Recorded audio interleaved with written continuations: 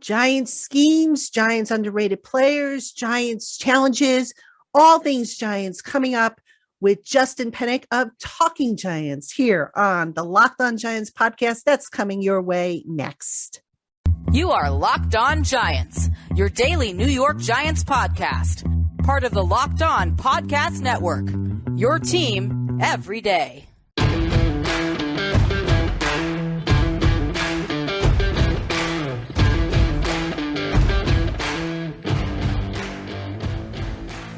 Hello, New York Giant fans, and welcome to another edition of the LockedOn Giants podcast, part of the LockedOn podcast family, your team every day. My name is Patricia Traina, and today's episode of the LockedOn Giants podcast is brought to you in part by LinkedIn Jobs. LinkedIn Jobs helps you find candidates you want to talk to faster. Post your job for free today at linkedin.com/LockedOnNFL. That's linkedin.com/LockedOnNFL. And on today's show, we're pleased to welcome in Justin Penik. He is part of the dynamic duo over at the Talkin Giants podcast. He is the statistician extraordinaire. Happy to have you on the program, Justin. Patty, thank you so much for having me. I mean, obviously the Giants are coming off a loss, but still feels pretty good to be 2-1. And, we're approaching the end of September and the Giants are relevant. We're in it. And you got a game this Sunday that we're hoping we could put another one in the W column. Yeah. And it, I don't want to say it's an easy one and that they'll, a cakewalk because, any given Sunday and all that stuff. But, the Bears have had their problems and, later on in the week, I know we'll get into it on this podcast, but Justin, I want to talk to you I want to start off about the coaching with this team. We have been saying for the longest time that coaching makes the difference, scheming, deploying the players and all that stuff. What has been your impression and your takeaways from the job Brian Daboll and his staff have done with this team so far? Yeah. And first off, one of the things that I was saying heading into the year, because we know that Joe Schoen wants to put his stamp on the roster. So really this year was about what can the coaching do? And I think the first 2 weeks of the season, Wink Martindale, I think, stole the show.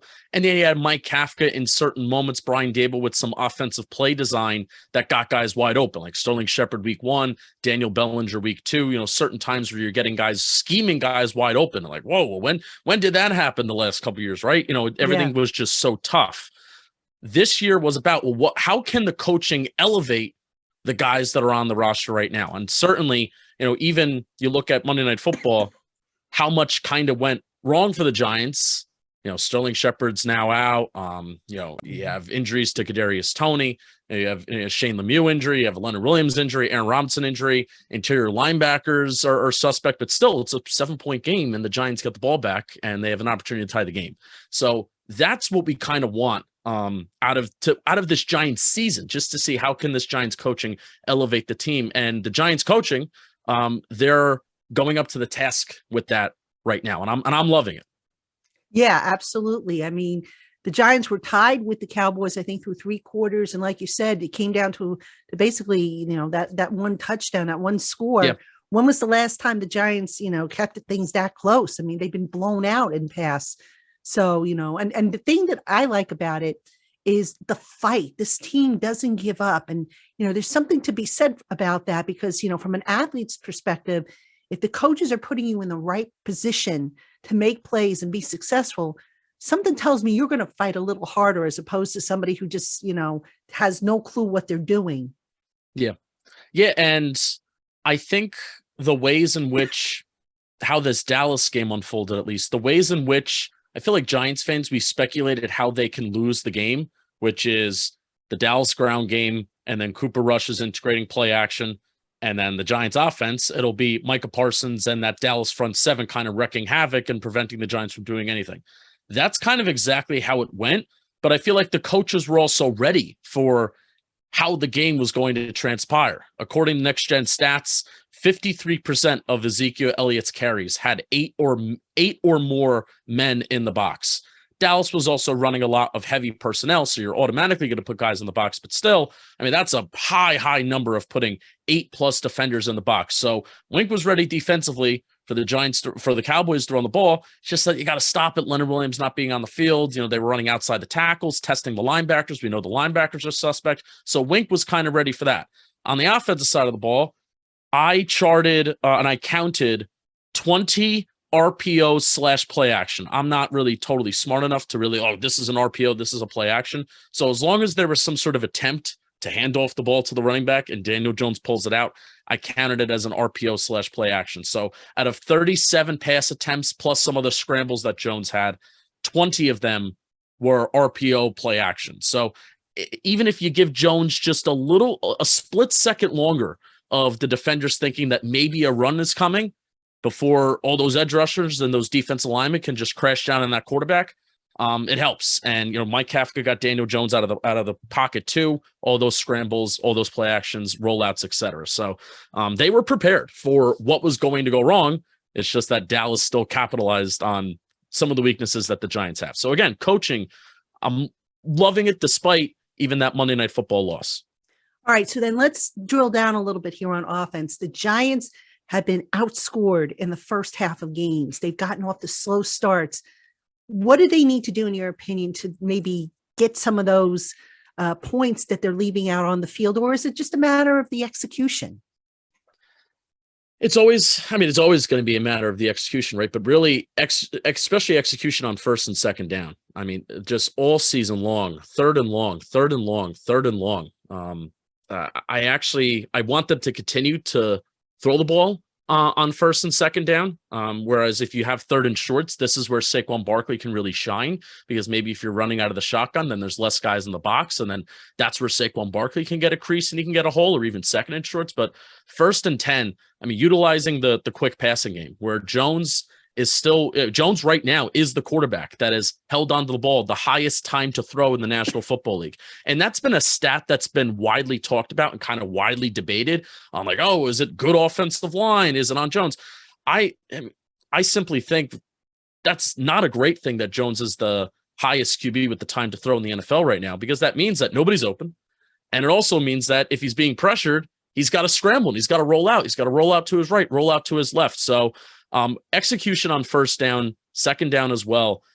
If that gets better, especially in the first half, then the Giants are going to put points on the board. And that will be in the first half, second half. They still haven't scored an offensive touchdown in the first half yet this year. So hoping that changes against Chicago. But first down, second down execution, that's what's got to change. You have to avoid third and long. And then even the best teams, they just avoid third down altogether. Yeah, exactly. And I think the Cowboys did at one point for a stretch in that game too. I don't think they had like any third downs. I want to say it was in the second half. I don't remember exactly where it was, but there was that stretch there and they were able to put points on the board. But let's go back to Daniel Jones for a second here. You mentioned the running and all that stuff. Given his injury history, are you a little bit queasy about the number of times that this guy is being asked to run or has to run? When it gets to like week 11, week 12, I will, because that's been like the danger zone for Daniel Jones in his NFL career. Once he plays like 9, 10, 11 games throughout his first 3 seasons, that's when, like, for whatever reason, injuries have happened with him. So that'll be like, I'll be kind of biting my nails. And if he can get past that, then I'll feel somewhat good. But Patty, I don't think the Giants offense right now, and I don't think Daniel Jones as a quarterback. I like Daniel Jones as a quarterback, but I just don't think he's good enough to not have the threat of his legs. I think Daniel Jones becomes an average quarterback. And again, it's not a slight to him. I think he becomes an average quarterback when he's utilizing his legs and when the threat of his legs is there. His ability to either tuck in and run, scramble. He was the most efficient He had his most efficient scrambling week this past week versus the first 2 weeks. He was kind of just scrambling out of pure necessity. There were a couple times where he kind of just tucked in and run this past week, and it went for 10+ yard rushing gains, which you really love to see. I don't care how they happen. I don't care if it's Saquon Barkley. I don't care if it's Daniel Jones. I don't care if he's throwing the ball. If you can get those 10+ yard plays, that's really effective. And that can kind of really flip a drive and change a drive. So I'm not worried about it from an injury perspective, because I kind of view it as a necessary evil. Kind of in today's game, you kind of need a mobile quarterback that can really make your offense versatile, and the defense has to account for it. Yeah. I mean, look, it's an asset. They'd be foolish not to use it, but you sit there and you say to yourself, gosh, if the receiver core was a little bit stronger or more productive, right now the only playmaker they really have is Saquon Barkley, and that's just not enough. So the pressure, if you will, is falling on the shoulders of Daniel and Saquon. And at some point you got to sit there and say, look, these guys need help. Yeah. And 40% of the time you said the metaphorical pressures on Daniel Jones, and also like the physical pressure, because like 40% of his throws are also being pressured. So you mentioned him and Saquon Barkley, and the lack of talent at the wide receivers have. I want to talk about Richie James for a hot second. The Giants offense needs to embrace running their passing offense through him. I really do. We know that there's a lack of talent at the wide receiver spot, and instead of debating about Tony and Galladay, or Galladay versus Sills and all this, I just think we kind of just need to get to a point. This is where we're at. The Giants offense needs to get better. So how are they going to get better? And I think that is embracing for this year and right now Richie James as the slot wide receiver, at least until Wan'Dale Robinson comes back. But even when Wan'Dale comes back, I still think Richie James is going to be a little bit more of a refined route runner. And he's going to be able to get that separation and move the chains, where the role that we've seen Sterling Shepard play as a chain mover over the last couple of years, this is with Shermer and Garrett. I think Richie James is going to play that for Daniel Jones this year, but they need to embrace that. So right. I'm ready for it. Yeah. And just be more consistent with these receivers. Right now, they're trying different guys. And by the way, what did Darius Slayton do to get so deep into the doghouse that he can't even get a snap or a pass target? I mean, crazy. You got the guy can stretch the field. Why not put him out there? What do you have to lose at this point? Yeah. He's the only one that can stretch the field. Yeah. I mean, Galladay has shown despite his claim that, he should be playing regardless. And then what does he do? He goes and he lays a big fat egg. Mm-hmm. I mean, come on. I don't get it at all. Hey, business owners, as you gear up for your busy season, you need the right people on your team to help your small business fire on all cylinders. LinkedIn Jobs is here to make it easier to find the people you want to talk to faster and for free. Create a free job posting in minutes on LinkedIn Jobs to reach your network and beyond, the world's largest professional network of over 810 million people. Then add your job and the purple hashtag hiring frame to your LinkedIn profile to spread the word that you're hiring, so that your network can help you find the right people to hire. Simple tools like screening questions make it easy to focus on the candidate with just the right skills and experience, so that you can quickly prioritize whom you'd like to interview and hire. It's why small businesses rate LinkedIn Jobs #1 in delivering quality hires versus leading competitors. Post your job today for free right now at linkedin.com/LockedOnNFL. That's linkedin.com/LockedOnNFL to post your job for free. Terms and conditions apply. All right, Justin, I want to talk now about the offensive line, because that's always a hot topic with this team. Not a very good showing. And not just last week against Dallas, but really all season. The pass pro has been very suspect. They've gone with chipping, I think, a lot more than max protection. And I wonder if that's because of the issues with the receivers and whatnot. But that being said, how would you approach fixing this offensive line, or at this point, can it be fixed? Well, I would like Shane Lemieux to get healthy, first of all. Ben Bredeson hasn't been that bad. And I'm glad the Giants have made the decision to go away from Josh Ozzuto, at least for now. Josh Ozzuto has always been a player. Yeah, he's always been a player, even coming out of the draft, where we were like, you gotta kind of sit him, because when you're preparing for an NFL game every single week, that's very different from working on your game, because you're not really like working on your game, refining for your game. You're working on an opponent. You're working on, well, what are the tendencies of this opponent? What are all these pass rushers, interior defensive linemen, edge rushers, whatever? What do all these guys do? And then what do I have to do to kind of adjust? You're not really working on your game. So I'm glad that Josh Ozzuto is now, when you're on the bench, you're getting those mental reps. You're working on your game. Ben Bredeson has been fine for a backup, but I would love to get Shane Lemieux back, because I really do think even in pass pro, he will be very different from his rookie year, and I think he will be pretty solid if healthy. Mark Lewinsky has been surprisingly not great in pass pro. And this especially started to pick up last week against the Panthers. What Bobby's been calling it, like this meat hook move, where they're attacking a shoulder, where like the meat. Well, I'm doing it on video. I'm sorry if you're an audio person. Basically like kind of getting around his shoulder and attacking an outside shoulder. And Glowinski has just really has had a soft shoulder, and he's been getting pushed back. And it's a bad combo when you have a right guard who's kind of struggling at pass pro, and then obviously Evan Neal, who's been struggling in the same ways every single week so far this season, except against Dallas, it was just microscoped a lot more because DeMarcus Lawrence having a 3-sack game, and then Micah Parsons doing some of the things that he did as well. So very, very talented edge rushers and pass rushers that they have there on Dallas. And really the thing with Neal, it's just getting to your landmarks and getting to your spot where he's still adjusting to the speed of the game. And it's been the same thing, like I said, throughout the 3 weeks of the season. It's not like this Monday Night Football was just this new challenge that he's dealing with. It's getting to that third step without opening up your hips. That's really the thing with Evan Neal right now. So I trust that he's going to get better as the season goes on. I think we may look back at Evan Neal's rookie year and it may be worse than Andrew Thomas's, but hopefully like an Andrew Thomas rookie year, the second half of the season, we're looking at, first half, not great, but second half, he got used to the speed of the game. His footwork is a lot better. His foot speed's a lot better. He's getting to that third step without opening up his hips, and he's staying square with guys.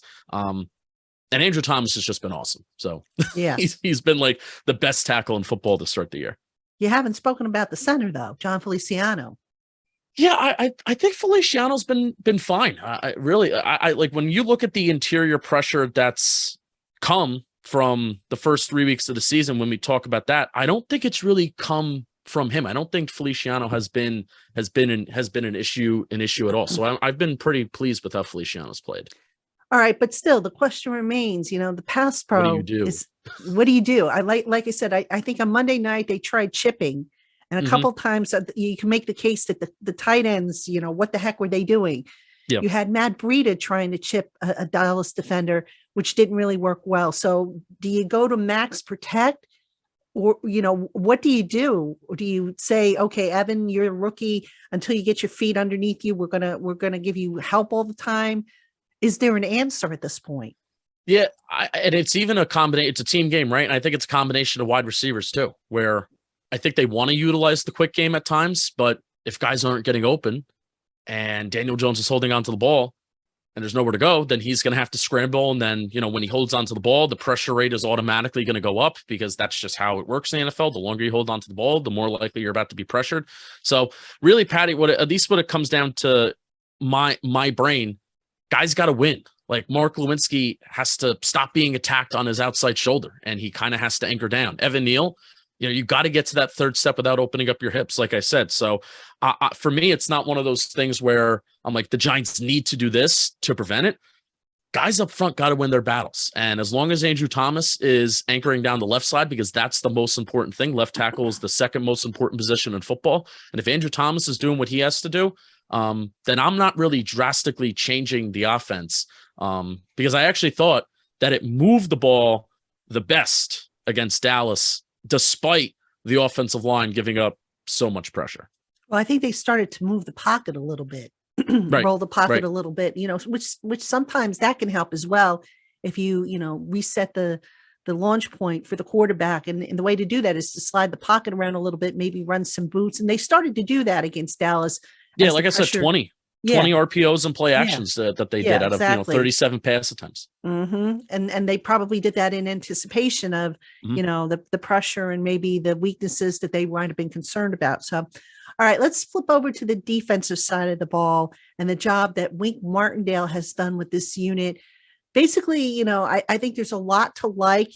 Does Wink have everything he needs on that defense? The linebackers I think are still a little suspect, but all things considered, not bad from that defensive front and that defensive unit as a whole. And especially, I like it because he changes from week to week. Mm-hmm. You never really know what you're going to get, and more stuff is going to be put on film. So teams may start to pick up what are the core tendencies of the Giants and what they like to do, what they want to do, what they're trying to do on defense. But Wink Martindale is going to try and dictate the pace of the game and how the game flows on the defensive side of the ball instead of the other way around. And there's a lot of defenses in the NFL right now, modern day defenses, how they're sort of evolving.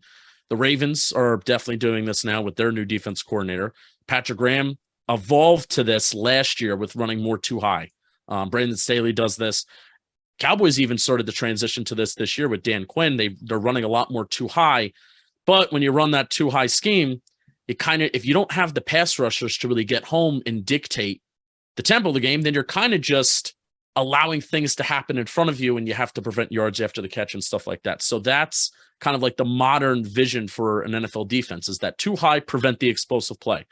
Wink Martindale, he's done an awesome job in Baltimore. And then I even think so far to start this year, preventing the explosive play, but playing single high, putting guys in the box. Not necessarily blitzing like 5, 6, 7 guys all the time, because Wink Martindale did that in Baltimore. He hasn't really had these elaborate blitzes so far this year, but he's bringing 4 or 5 guys while dropping linebackers in the coverage. And guys like Julian Love, Xavier McKinney, they're coming in on these blitzes. Darnay Holmes is coming in from a nickel blitz. So he's disguising things. And even though the pure numbers of pass rushers aren't like, whoa, look at this cover 0 blitz, it's still intricate because you never know where guys are coming from. Yeah. Yeah. And, having gotten back Thibodeau and Ojulari, I was laughing because some people were like, oh my gosh, Thibodeau is a bust because he didn't do anything. Well, first off, they were on pitch counts coming back, and, no, they didn't record numbers in the stat sheet, but how many penalties did Ojulari, for example, draw? I counted 3, which was pretty good.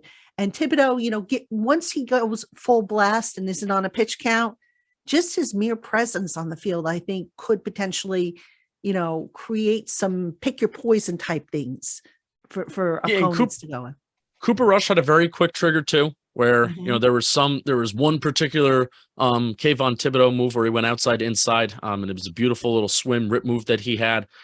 Cooper Rush was getting the ball out very fast, and at one point the Cowboys had 17 unanswered points that had to start in the second half, and Azeez Ojulari and Kayvon Thibodeau's snap shares and their snap counts were much more heavier in the first half, and then in the second half, especially the final couple drives of the game, it was Jihad Ward and O'Shane Zimenez as the 2 main edge rushers, and you're kind of sitting in the stance, you're knowing that they're on pitch counts, but you're like, this is the final drive of the game, and the Giants defense has to hold strong, and you have O'Shane and Jihad out there. We're the 2 studs, but you get it. I understand it for this week, but again, it's just more limitations that Wink has kind of had to work with, but the Giants were still in the game.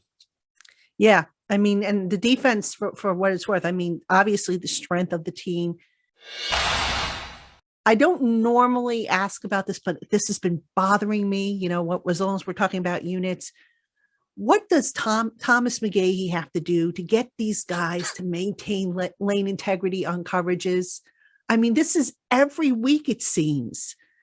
Man, what do they have to do here with special teams? I mean, McGahee's a really good coach. People are going to look and say, oh, McGahee stinks. His players aren't playing well.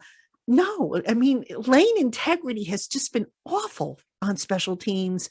You've got a really good kicker. Jamie Gillian, the punter, it has a strong leg. I mean, sometimes, yes, does he outkick the coverage? Yes, but for the most part, he can be an asset. I mean, at this point, given the coverage, they're going to have to try and get Jeff Fiegels back here to teach Jamie Gillian how to coffin corner kick. Well, I was even just thinking hang time, just hang time and the ball just staying up in the air maybe for, a half a second longer, whatever. I will not act like I am a special teams expert, but the Giants just aren't good enough to have one element of their game, a third of the game, to have that aspect of the game be so bad where you're giving yards to another team. Because even it hurts the offense too. It hurts the offense where, you feel good about the defense and, maybe they force some 3 and outs. They didn't really force those 3 and outs against Dallas this past week. I think they had their first one was like in the 3rd or the 4th quarter that they forced. But they were doing a solid job in the first 2 games of kind of giving the ball back to the offense relatively quick. When you have teams that are starting at midfield, even if they're, keeping them to field goals or forcing punts, and you're still forcing an offense that's had trouble moving the ball going 80 yards. So that's at least for me, just sitting in the stands for a couple games, all three games. I was in Tennessee. That was very cool. Hey, sacrifice 5-10 yards on a punt to keep it up in the air for a second longer, because you're going to be giving up those 5-10 yards anyway when those returners start to bring those punts back. Yeah. Yeah. I mean, that's a problem. And I know he's probably pulling his hair out over that one. And hope they figure that out, because like you said, they've got two strong assets and their two kickers there, and the coverage team's just been terrible. But Justin, I want to go back now to players, some of the underrated players, guys that we haven't really been talking about a whole lot, but who have really stepped up and delivered the goods. And give me your top two on either side of the ball. Either side of the ball. Well, we already talked about Richie James. Right. So we'll go defense. I think Dexter Lawrence has been the best player on the defense. Yes. I do. I think he's been the best pass rusher. I think he's still leading the team in QB hits. The Giants only had 2 QB hits against Dallas, so I don't think any kind of major changes happen there. He's been the team's best pass rusher. That play that he had against Baker Mayfield on a third down, where he's just chasing him down 2 weeks ago, was absolutely awesome. So Dexter Lawrence still kind of holding down the fort without Leonard Williams, and Dallas had a lot of success on the ground. I still think that they could have had more success on the ground. So the fact that he's anchoring it down with Nick Williams, who the Giants just picked up over the summer, Justin Ellis, who is a kind of just a replacement level nose tackle, who I hope the Giants actually go out and draft a nose tackle this year. Dexter Lawrence has been holding down the fort. And like I said, not only has he been helping out in the run game, but he's been the team's best pass rusher throughout the first 3 weeks of the season. So Dexter Lawrence is certainly an underrated player for sure. And I really love Julian Love, no pun intended. Yeah. I think every good team, like good teams in the National Football League, they have about like 5 to 10 Julian Loves, where not superstar players, but Julian Love can do anything that you ask. He could play in the box. He could play deep. And how many times over the last couple of years has he been asked to play corner, like just in a spot, because they're depleted at that position? I'm glad that we're in a spot now that for the first time since the end of 2019, of Julian Love's rookie year, we finally got him playing one position again. We're not asking him to do 15 different things, but maybe we're still asking him to do 5 things. And that's what's awesome about Julian Love. So the fact he had that sack, he had that game clinching kind of game winning sack against Carolina. And I love Julian Love, again, no pun intended, because I feel like he is the kind of guy that good to great teams have. The Giants have kind of one of them, but hopefully as time goes on, we get some more Julian Loves. Yeah, absolutely. What a value he's been too. And just a terrific, person, selfless, positionless. I mean, just what the coaches are looking for sure. So, now the Giants, we can agree they're missing several players. A lot of people are saying, oh, the Giants should go out and sign an Odell Beckham Jr. or trade for a wide receiver 1, which isn't going to happen. I'm sorry, folks. It's just not going to happen. This team is not one player away, nor do they have salary cap space to do this. So that being said, let's go back to the offensive side of the ball and talk about the receivers. I know you've mentioned Richie James having to step up, but are there other guys, and Tony and Robinson, obviously they've got to get healthy, but who are some other guys, maybe Slayton, I don't know, maybe somebody from the practice squad. Who are some of these guys that you think can maybe step up, and would you like to see them maybe bring back Alex Bachman? Alex Bachman is kind of exclusively a slot receiver. And between you have Richie James, you have Wan'Dale Robinson, Kadarius Toney can play the slot. I mean, even when Shep was on the team, that was still a position that was very oversaturated with players. I mean, they need outside receivers, and Toney is that. Shep was that. Sills is that. Galladay is that. Slayton is that. I'll talk about Slayton because, we kind of really got on Slayton because you look at his advanced numbers. He is one of the worst in the NFL at wide receiver separation. Okay. He's one of the worst in the NFL at yards after the catch. Okay. at least Darius Slayton had enough targets to qualify to be on those sites that you look at these numbers, that I look at these numbers. And I know, the drops are bad. The drops are bad, but still, this is a guy that 2019, he was like our leading receiver. 2020, he was our leading receiver. This is a guy that's been our leading receiver for multiple seasons the last couple of years. So I'm not going to act like he's just a guy that just does not deserve to be on an NFL roster, and a guy that, even if he is on a roster, doesn't deserve playing time, because I do think he's better than David Sills. And right now, even though Galladay, I think actually, besides the drop that he had, I thought that he showed a little bit better effort, and I thought that he was moving at least a little bit better against Dallas. You just got to catch a ball that when it's thrown to you. He was 0 for 3, 3 targets, 0 catches this past Monday. He's got to get it down with Daniel Jones. So I want to see Darius Slayton more, because even though Kenny Galladay, he can take the top off a defense, but it has to be in a contested catch situation. He is not going to outrun anybody. Darius Slayton, I feel like at least he can outrun somebody. And that's what he did in 2019. That's what he did week 1 of 2020. He can outrun people. And I do know that this offense, Mike Kafka, Brian Dable, I think they do want to throw the ball deep. It's just, do you have the time, and do you have the personnel to actually do it? Yeah, absolutely. Right now, you just judging on the first few weeks, no, they don't. The answer is no to both, which is unfortunate. All right. So Brian Dable, Joe Shane both said at the end of the summer, it's going to take a few weeks before we know what this team really is. We're 3 weeks in, still a little early, but I think we're starting to kind of get a feel. Do you like the direction they're headed in? And what would you like to see over, say, the next few weeks that they're just not doing now? Score points. Besides that, obviously. No, but really, it's sometimes, Patty, football's such a complicated game that we overcomplicate it. And it's as simple as the Giants right now. They've had this problem since the start of 2020, since the Joe Judge and Jason Garrett era, and it's kind of continuing now, even though we like the schematic things that we're seeing.